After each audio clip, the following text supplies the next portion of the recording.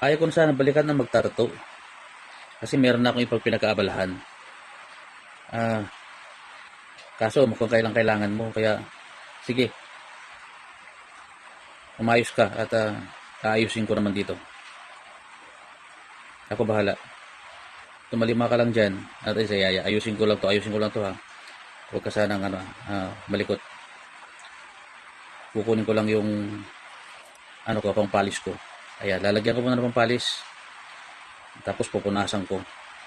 Pero haplos-haplos ko muna para mabasa lahat. Huwag kang mag-alala kasi iingatan ko naman. Ayan. Ako bahala. Relax ka lang dyan. Humiga ka lang dyan. Punasan ko muna para kapit na kapit yung kulay na itatato ko. Mukhang maganda yung kulay na itatato mo. Nababagay dito sa ganda ng Ayan.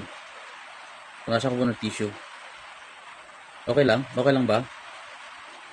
Okay, very good. So yan, tuyo na.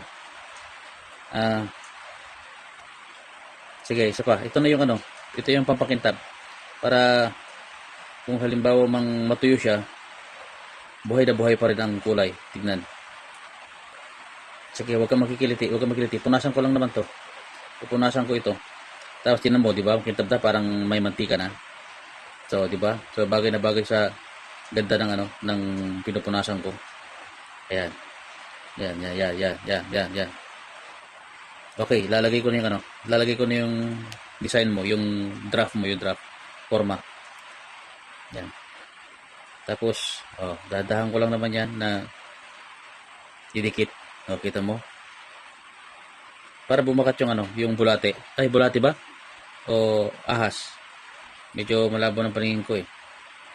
Mukhang kulang yung Kaya tapos tatanggalin ko yan para tingnan natin kung maganda yung pagkadikit. Yan, di ba? Bulaklak. Kala ko ahas kanina, di ba? So, wow. Di ba? Lupit sa ganda. Taba, no?